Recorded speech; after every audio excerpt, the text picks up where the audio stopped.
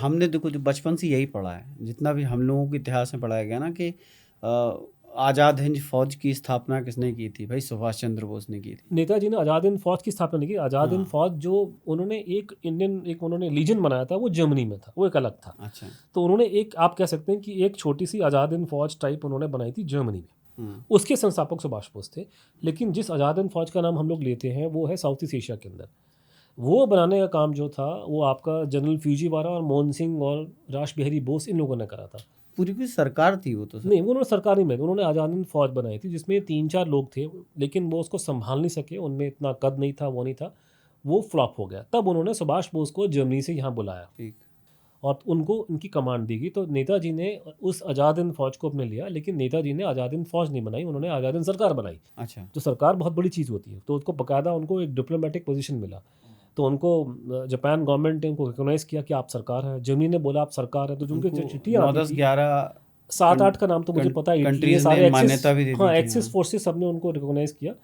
जैसे आजकल होता है कि कोई अगर चिट्ठी लिखता है, मान लीजिए कि भारत का प्रधानमंत्री अगर चिट्ठी तो लिखता वो है ऐसा हो गया था। न्यूजीलैंड के प्रधानमंत्री को, तो एक्सेलेंसी वर्ड यूज़ करेगा। तो जितने करस्पॉन्डेंस जापान के सुभाष बोस के साथ में है या जर्मनी के साथ में सुभाष बोस के, वो एक्सेलेंसी वर्ड यूज़ करते हैं, बिकॉज वो पूरा डिप्लोमेटिक प्रोटोकॉल, क्योंकि उन्होंने रिकॉग्नाइज कर दी कि आप सरकार है पूरा। जैसे हम लोग तिब्बत की सरकार है दिल्ली, हमारे यहाँ पे भारत के अंदर, तो उससे भी ज़्यादा तो उन्होंने वो दिया। तो सुभाष बोस ने फिर वो अपना, उन्होंने पूरी गवर्नमेंट चलाई, उस गवर्नमेंट के डिपार्टमेंट थे, उनके बैंक थे, उनकी करेंसी थी, उन्होंने पैसा निकाला, पैसा पूरी सिस्टम चलाया।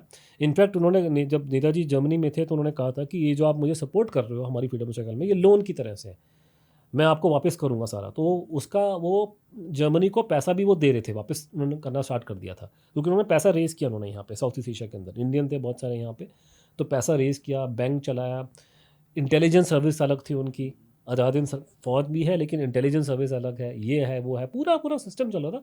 तो पहली बार पूरी फुल फ्लेज गवर्नमेंट बना करके भारत में, मतलब पिछले, आप जब से अंग्रेज भारत में आए थे, कि किसी ने ऐसा काम नहीं किया। लोगों ने सोचा था, कुछ ने ट्राई किया, महेंद्र प्रताप वगैरह, लेकिन वो कागज़ से आगे निकल नहीं सके। नहीं निकल। उसके बाद में 1942 में जो घटना घटी है सिंगापुर में, कि सिंगापुर में यहाँ से गई थी हमारी ये भारतीय सेना अंग्रेज़ों के ज़माने की, उसमें इंडियन थे सारे और उनके अफसर थे अंग्रेज। तो ये लोग गए लड़ने के लिए जापानियों से वहाँ पे 1942 में सिंगापुर के आसपास में।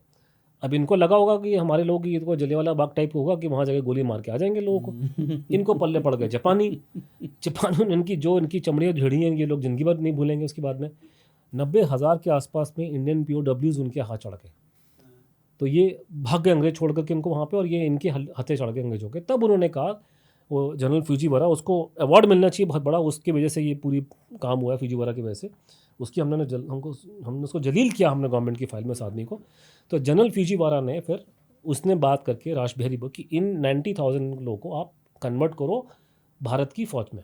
तो INA का स्टार्ट वहाँ से हुआ। अच्छा। फिर बाद में सुभाष बोस आते हैं, उसको लेवल को बहुत आगे लेके चले जाते हैं। तो देन ये हुआ, और ये उन्होंने ये सब किया।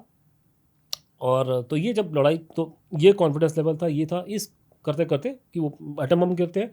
तो 15 अगस्त के बाद में सुभाष बोस के सामने ये सिचुएशन आती है कि अब हमने सरेंडर करना है, तो जापानियों के साथ करें कि अलग से करें, क्योंकि मेरी एक अलग सरकार है। तो इनके साथ करूं कि अलग करूं, अलग करूं तो कैसे करूं, मेरे अंडर में लाखों आदमी हैं, मेरे पास में एक फ़ौज है, उस फ़ौज में बहुत सी लड़कियां हैं, उनका क्या किया जाए, ये घटना ना घट जाए, वो घट। तो ये सारी बातें करनी। जब उन्होंने बात की लोकल जापानीज़ लोगों से, जो सीनियर अफसर थे, उन्होंने कहा कि ये हमें नहीं पता, ये तो आप डिसीजन आपको टोक्यो में बता सकते हैं, जो हमारे टॉप लेवल के लोग आला हैं। अधिकारी। लेकिन अनफॉर्चुनेटली वो टोक्यो में अब टेलीफोन कनेक्शन वगैरह नेटवर्क टूट गया वर्ल्ड वॉर ख़त्म होने के बाद में।